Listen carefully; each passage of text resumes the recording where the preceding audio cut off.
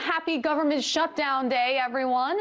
Because of Congress's inability and unwillingness to find a compromise on a spending bill, the government has now shut down for the first time in 17 years. Across the country, over 400 parks and museums have been closed. Over 800,000 people have received furlough notices. NASA has essentially shuttered. The list goes on. 16 hours into the shutdown, and Congress is no closer to a resolution. In fact, we might be moving in the exact opposite direction. The Senate vowed today to reject the House's request to hold formal talks on a stopgap spending bill in a conference committee. That stopgap measure would have been a 6-week spending bill to fund the government, but also keep the debate going, essentially kicking the can down the road. President Obama also weighed in on this shutdown. I will not negotiate over Congress's responsibility to pay bills it's already racked up. I'm not going to allow anybody to drag the good name of the United States of America through the mud just to refight a settled election or extract ideological demands. Nobody gets to hurt our economy and millions of hardworking families over a law you don't like. There are a whole bunch of things that I'd like to see passed through Congress that the House Republicans haven't passed yet. And I'm not out there saying, well, I'm going to let America default unless Congress does something that they don't want to do. That's not how adults operate. So there's the president once again taking up the role of chief chastiser. For the latest on this game of chicken on Capitol Hill, political commentator Sam Sachs. Hi there, Sam. What's going on Capitol Hill? Are we any closer to a compromise? Short answer, no. Shortly after midnight, as you mentioned, Megan, House Republicans sent back a spending bill to the Senate with Obamacare amendments attached to it, and then asked the Senate to hold a conference committee with them to come up with a bill. Now, a conference committee is when the Senate passes a bill and the House passes a bill. Their differences, they come together to work out those differences. Of course, Senate Democrats have been asking for a conference for the past year to get a full budget passed rather than the 6-week spending resolution, and Republicans now have decided to call for this conference after the government is shut down. So the Senate Democrats have said Republicans are being disingenuous here. They rejected the call for conference and stripped out the Obamacare stuff again. So it's back on the House. Now, there are reports that House Republicans might consider another spending bill that keeps the government, opens up the government partially, some parks, some Veterans Administration services.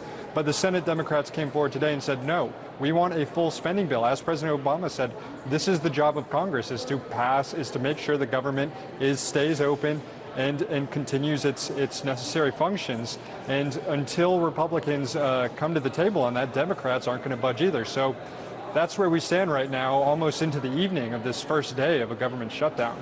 Sam, is there any indication how long this shutdown could last? Have you heard from any Democrats or Republicans about how long they are willing to hold out?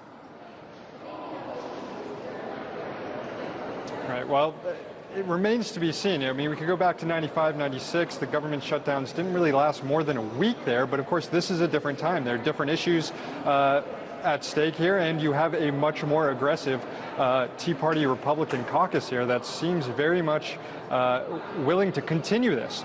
Now, interestingly, the House Republican leadership held a press conference today, and Budget Chairman Paul Ryan, Republican Budget Chairman, suggested that this debate might go all the way to the debt limit in 2 weeks. Here's what he said. We have a debt limit coming. That debt limit is coming in about 2 weeks. Most budget agreements in the past have always involved debt limit increases. We think that's the forcing mechanism, just like the Budget Control Act that President Obama signed before, or like Cole Simpson, or like Glenn Brugman, or like the 1997 or 1990 budget agreement. All of those budget agreements came together because of debt limits. That's what we think will be the forcing action to bring us, the two parties, together.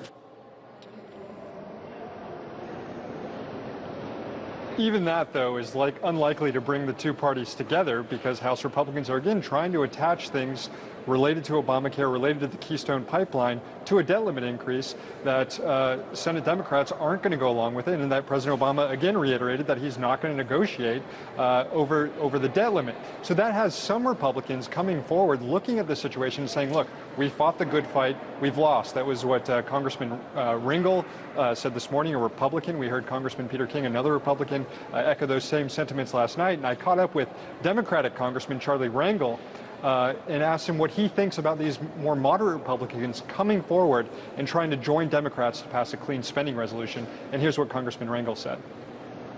They are courageous, but the question remains, are they courageous enough to challenge the leadership of their party that is relying on this cult in order to maintain the leadership?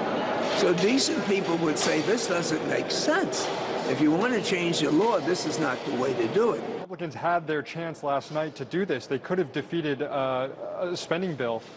Republicans could have defeated a spending bill last night and joined with Democrats to pass a clean bill, but they decided not to. But as the government shutdown continues, you can imagine pressure building more and more on these moderate Republicans to come forward, join with Democrats, and demand that a clean spending bill come to the floor of the House to be passed and reopen the government. And Sam, we have less than a minute left, but what are the economic consequences of a prolonged government shutdown? Well, in 95 and 96, the price tag was about a little over $1 billion. We're seeing something that each day nowadays, it's about a $300 million economic loss when the government is shut down. Moody's estimates that if this persists for another 3 to 4 weeks, we could see $55 billion in economic losses for the United States. So it's not just lost wages that we're talking about, people being furloughed. It's lost business activity, it's lost tourism, and these effects compound week to week. So the longer this goes on, the worse and worse the economic consequences get. That seems to always be the case when you have a threat or a government shutdown, as we indeed do have right now. Political commentator Sam Sachs on the Hill for us. Thank you so much.